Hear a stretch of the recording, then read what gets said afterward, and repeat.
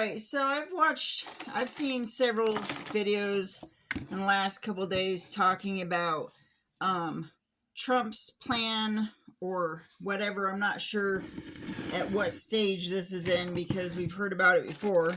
But just this idea that he's going to allow the police to just involuntarily commit people based on their idea if they deem somebody to be having some kind of psychological disorder or some kind of mental health issue. So there's a lot of problems with that.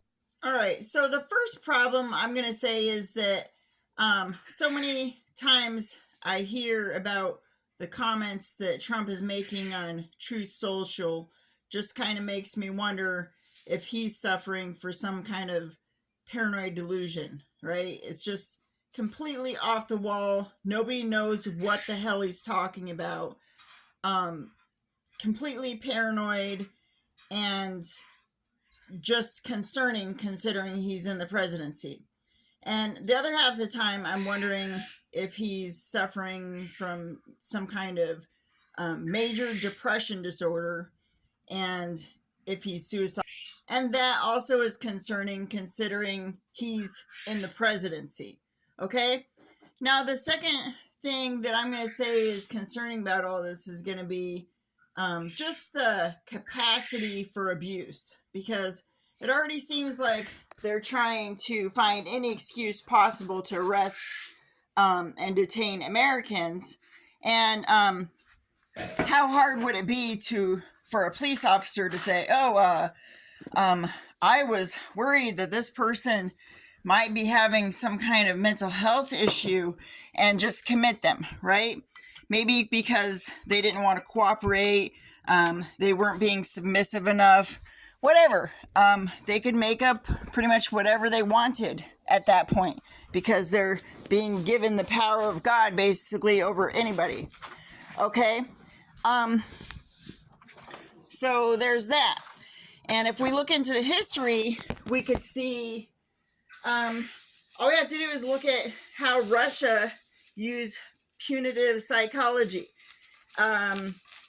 Basically, anyone saying anything that they didn't like journalists, they just magically ended up in mental health institutions, being forced to take medications that very surely would likely mess somebody up, especially if they didn't have any reason to take it, right? Or even if they did, okay? So, basically punishing people with the psychiatry in order to silence them or discredit them and say, oh yeah, they had some kind of mental health issue, whatever. Okay? So that's the second issue. The third issue is who's going to actually go to mental health to get some kind of help if they do need help, if there's a threat of they're going to be involuntarily committed, right? Because the president wants to give healthcare professionals and police the power to just involuntarily commit somebody. Who would even go to get help? So that just negates the entire field because people are going to naturally be afraid to try to get help if they need help. Okay, and then the fourth point I'm going to make is just how the whole field of psychology, if you go back to its infancy and actually read some of the things that the founders of modern psychology say, like I'll just give you one example, J.B. Skinner, and he made the comment that psychology, the field of psychology, was about controlling people, right? Controlling behaviors. Okay? Not about helping people, about controlling people.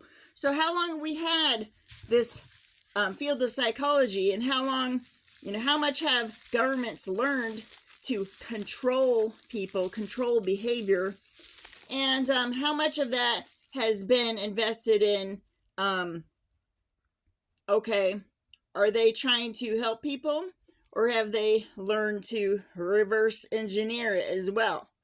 Okay, so here we are with a government we can't trust that appears to want to attack the people rather than help people.